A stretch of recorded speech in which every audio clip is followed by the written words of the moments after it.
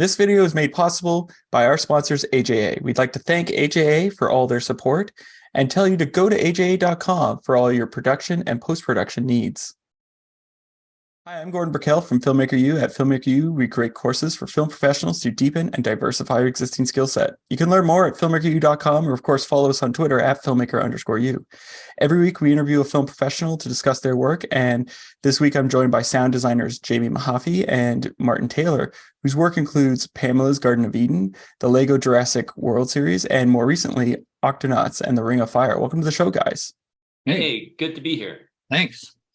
Now, I guess because you've worked on a lot of animation, so what would you say is one of the bigger differences between doing a live action show, let's say like Pamela's Garden of Eden versus something like, Lego Jurassic World series or Octonauts?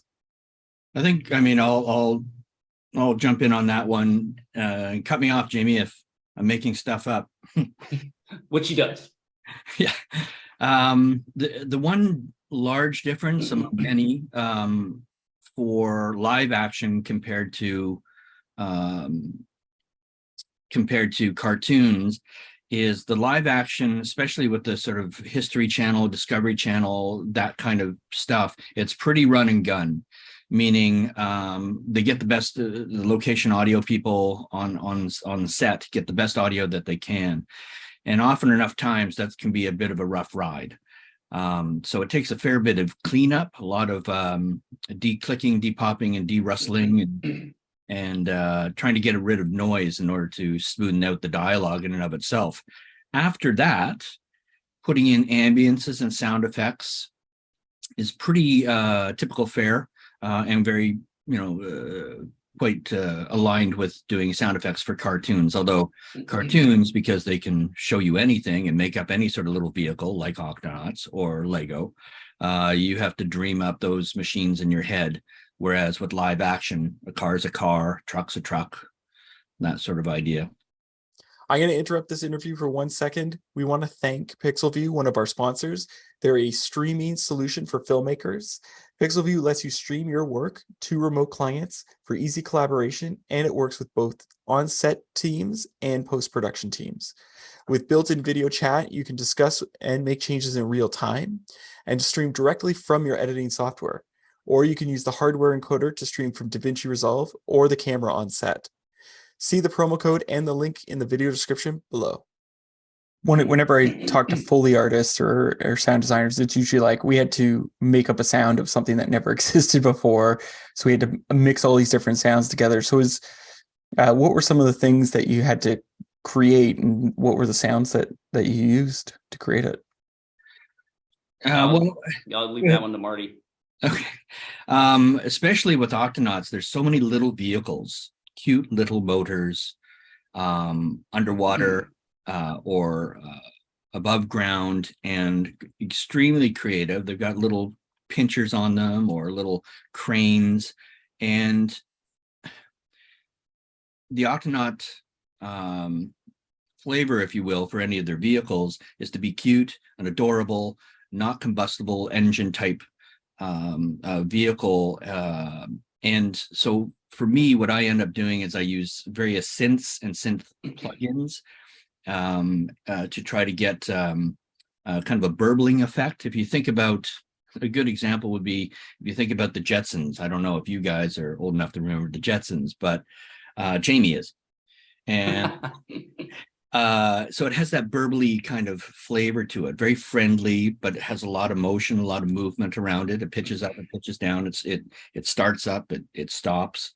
And a lot of synth and layered with sound effects bring that to life. Yeah, and I would add to that all of the sounds that get designed have to be very signature and unique, and not flat or static kinds of sounds, because in the context of an entire mix with music in there and Foley, and when everything comes together, a sound that seemed to work when you were auditioning it by itself, in the context of the whole mix, all of a sudden gets lost. It's too small, or it just gets lost. And for it to play at all, the mixer has to really increase its level, which doesn't necessarily work, right? So And sometimes I'll try to help the mixer out with that, because that little motor that goes up and down, like Jamie says, can be a bit static. Even though it goes higher in pitch, it may not be enough to cut through the mayhem that's going on in that particular scene. So sometimes what I'll do is I'll put in, if it's doing a very quick turn, maybe a fireball or a jet whoosh or some sort of aggressive whoosh to give it some elbows, if you will. So Jamie can bring it up. The pitch of it will come up that I've designed into it, but I've also given it some elbows with some aggressive jet sound, that sort of idea. Depends on the scenario, but pretty much all of the animated shows that we do have to sound like feature films. That's always the directive from the get-go. Like, it might be an animated show, but from a sound perspective, it's designed, and it's the sound work is done to the same level as a feature film. And the deliverables in the end for the Disneys and the Netflix and all the big streaming companies, they have a thing called a deliverables list, which has it's like a laundry list of all the different audio files that have to be delivered. So from the context of complexity, the animated shows are as complex as doing a full-on feature film. What's interesting about that, because like years and years and years ago, like late 90s, early 2000s, I worked at a post house and we had a sound division, and we were putting out cartoons, but they tended to have less sound design. Like they would remove certain elements, like we're not going to hear all the footsteps, we're not going to hear certain elements. Where do you think that changed, or why do you think that changed? I think it depends. Personally, I think it depends on the actual cartoon. Yeah. Like with Jurassic World as an example, we pretty much hit everything, and Jamie, correct me if I'm wrong, but in the final mix, most of that stuff, like, it was there. At least you wanted to feel it. Like when you describe footsteps or touches, like those are tiny little things, and you could probably save yourself some time. But man, if it's not there and the producer director says, "Oh, can you bring up? I'm not quite hearing the hands or the feet." It's like, I don't have any. Yeah, they got to be there at minimum, and sometimes they are there at minimum. And then with some more like for the younger age, preschool age, some of those cartoons I think can be a lighter touch. You concentrate less on those details depending on the cartoon itself, in lieu of leaving more room for the music and looking for like little cartoony fun sounds on action. Yeah, it's much like dialogue being written for a young audience. It has to be written in a certain way, right, that a young audience will get what's going on. And we're just finishing up a YouTube original show called The Adventurers, and that's a prime example of a show that leans almost entirely on sound design and music. There's very little dialogue in the show. So the directive, again, to use that word from the beginning, because we have what's called a spotting session with producers and directors initially, just to talk about the show, what they want the show to feel like and sound like, and that sort of conversation. And so back at that point, it was made clear that the age group of the audience has to be, things have to be very clear and defined. So to your point, some smaller sounds in that case are maybe less important. They need the clear action sounds or whatever is happening on screen have to be, again, very clear and defined so that a young audience can hear it and pick it up and know what is going on. So what would you say is one of the more challenging scenes in Octonauts? The Ring of Fire was the Jerry Bruckheimer version of Octonauts. It was massive, and it got, as the show progressed, the scope of it kept growing because, as you know, animation is a work in progress. So you're not necessarily seeing everything on the first dub that we get of picture. Subsequent versions of picture come, roll out, and all of a sudden, there's something on screen. I didn't see that in the last version. So it's always this work in progress. Ring of Fire was a beast right from the get-go. So that was probably the most difficult part, I would say, from that show, was to manage that production as it went along, because it kept growing. The other thing too with that show is like it's such a tour de force as far as like we're going for it, as far as sound effects, explosions and lava and big machines, and the composer's going for it as well. Yeah. So as a mixer to carve out, and as a sound designer too, to carve out each other's space so that nobody's completely driving over the other person's category, discipline, art. And workflow wise, we often are working on the show with no clue of what the composer is going to do. There is one exception of a show we're working on, a new Disney show called Super Kitties that we're doing right now.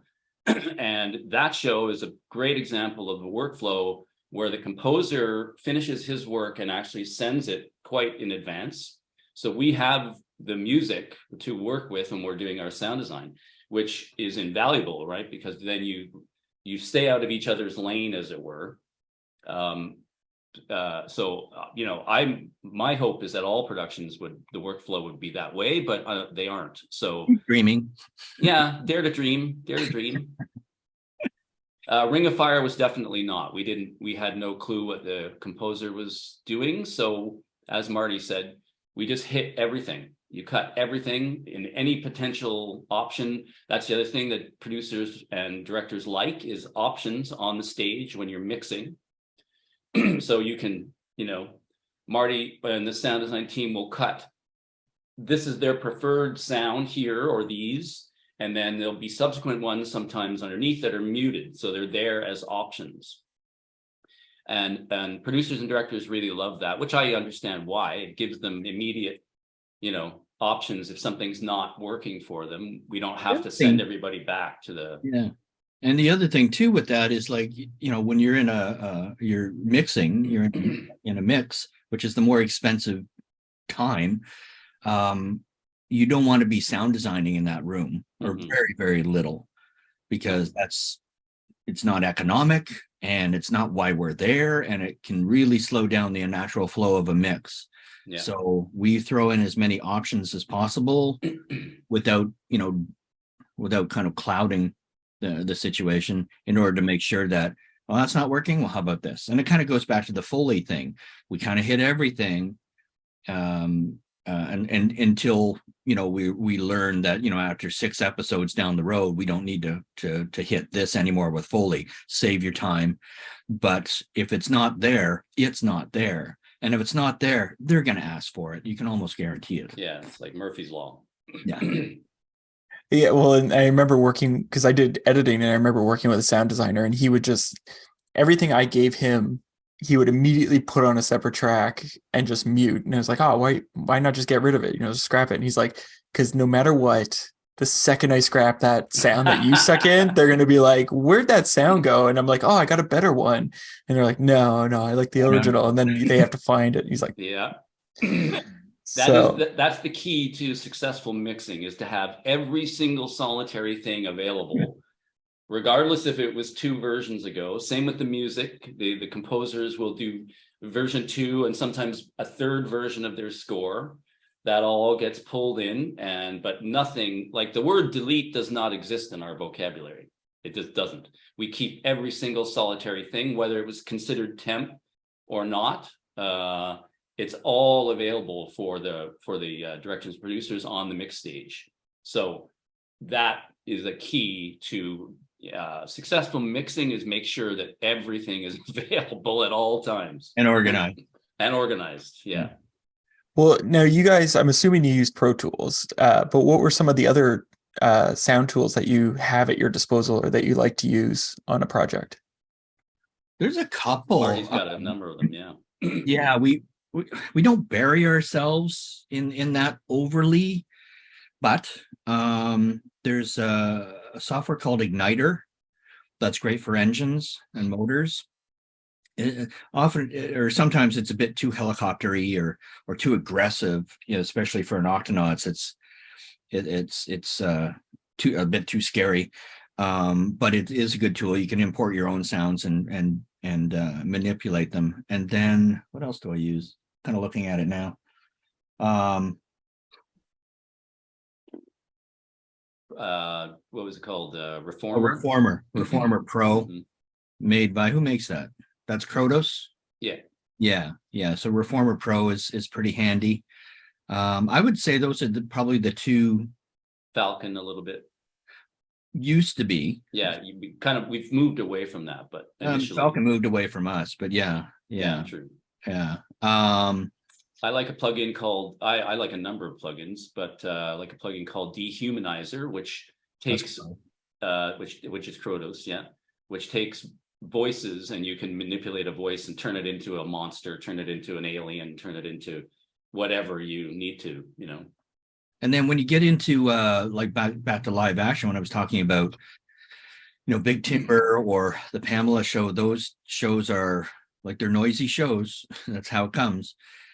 So we use Isotope quite a bit to clean pops and clicks and de-rustling and that sort of thing. So when I'm on those shows, I rely on that quite a bit. Yeah. Well, it's such a great software. I mean, like, fabulous. I don't work in sound, and I toy with it, to say the most. That's the most I get at it, but it's still unbelievable what they've done with that. Yeah, no, it's incredible. And you can clean up a lot of damage with it. Yeah. Well, and I just remember. Sorry. However, it's only as good as the source, right? The old recording adage, it's only as good as the source.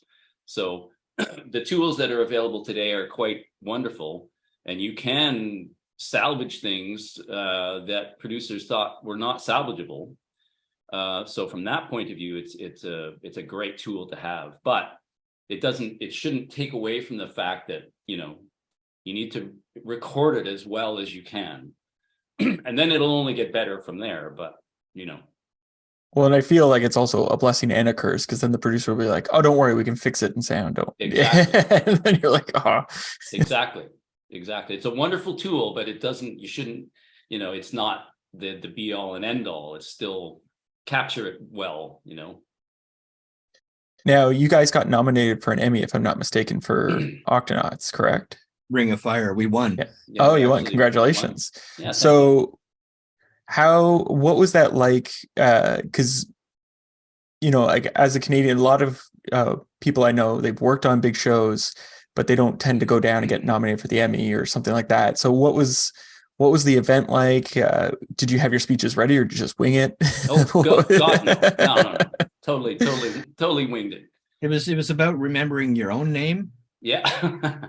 Much less, trying to thank the people that are clients and the other editors and your mom and that kind of stuff. But Jamie's word uses it well, which is surreal. It was surreal. It was phenomenal to be nominated. That was a hoot and a half. Yeah, we felt like we won already just getting nominated. Yeah, we were nominated for Ring of Fire and Beyond, Above and Beyond. Yeah. So 2 different Octonauts projects got nominated. And Ring of Fire won, which was mind-blowing. It was at the, remind me, Jamie, the Ebel Theater. The Wilshire Abel Theater, in LA. Yeah, super cool building, just beautiful retro 1940, I'm sure, stunning building. And Jamie's family came down, my family came down, because this is a hoot. And it's not very far for us to go from here to LA. So that was an easy enough thing to do. And we, were there for 4 or 5 days and made a bit of a trip out of it. But the event in and of itself was, it was a class act. And as I understand it, that was we were under the category of family and children animation. Yeah, right? preschool animation. Yes. And that category, I apparently has been broken out of the Emmys proper for its own whole event and evening. Yeah, 2 days actually, because that's such a growing category. The Emmy or the Emmys rather. Yeah. So we were honored to be nominated and blown away to be to actually win. The coolest thing for me was being in that room, never mind being winning, but just being in that room, because everybody there's a lot of people there and they're all dressed pretty, but everyone there is there because they're working on children's programming. And I don't think you just sort of fall into that. A lot of those people are like, no, this is where I want to be. You know, Sesame Street, Nickelodeon, like heavies who have, this is what they wanted to do with their film television production career. They wanted to work in children's programming. And it was such, I was a bit overwhelmed and extremely honored to be sitting amongst that group of people. Yeah. Because man, were they ever there for the right reasons. And they're all at the very top of their game. Everybody in that building is at the top of their game. So it was a true honor to, well, I mean, it was, I'm going to continue to use the word forever. It was surreal. That, because it's the best way to describe it. It's like, I know I'm here. I'm pinching myself. I know I'm here. I see who's here. I just, you know, we just watched the guy who does Snuffleupagus. And we're, I think I saw him. I think I saw Snuffleupagus. I think I did. It was very surreal. That was, but hard to top. An incredible night. Did you guys have any trouble, and it's going to sound like a weird question, getting the Emmys back into Canada? No, you know what? I was ready for that because for sure. It's like, because they give you one at the event. Yeah. And then they take it away from you. Yeah, but then they give you a box. And then you get your own. Then you order your own, but you literally leave with one for sure. The one that they handed to you on stage.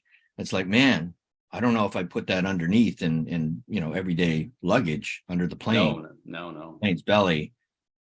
Here, Jamie. It was carry on. You walked it on. I took it with me. It was carry on. The LA airport's like, oh yeah, this is a Thursday for them, whatever. Another Emmy. Whatever. Another Emmy going through the scanner, whatever. Yeah. Well, because like back in 2002, a friend of mine won, but it was right after 9/11. And they were like, we don't know if we can let this on because it has sharp, pointy wings. Yes. He's like, yes, it does. And it's heavy. Yeah, and it's heavy. And they're like, it could be used as a weapon. He's like, that would be the weirdest headline to see afterwards. But so now I have one last question for you guys. Is there a favorite guilty pleasure film or TV show that you guys like to watch? Jamie? Oh boy, I have been thinking about this. I would say F is for Family. That's a good one. Bill Burr's animated show. Oh, cool. Yeah. Guilty pleasure wise, this goes back a little bit, and it's not an animation, but it's a show called The West Wing, which I think went for 7 seasons. And to watch that show from a production standpoint, from an information standpoint, like just the subject, and from watching just how well written that dialogue is and how it just goes. I pretty much measure every show that I watch, you know, for guilty pleasure that I'm binging up against The West Wing. I think that's probably one of the best written shows done. Have you ever seen, was it Studio 60 on Sunset Boulevard or whatever, that one, same creator and writer? Aaron Sorkin. Yeah. That, like pretty quick on the back end of. Yeah, it was 2 seasons, I think, but it's basically the perspective of making an SNL show every week. Yeah, no, it's really good. It didn't last all that long. You're right. It was only a couple seasons, but it was good. Like, it had that tempo. If you're a fan, movie wise, Moneyball. Yeah. That's Aaron Sorkin, and it just goes. You know, they waste no breath and no words. All the words that are there are the words that were meant to be there. Yeah. No more, well, thank no you. less. And they just fly. Thank you so much for letting me interview you today, guys. Our pleasure. Our pleasure. And that's it for this week, everyone. Make sure to check us out at filmmakeru.com, or of course on Twitter at filmmaker_u. I'm Gordon Burkell. Thanks for watching. This video is made possible by our sponsors, AJA. We'd like to thank AJA for all their support and tell you to go to aja.com for all your production and post-production needs.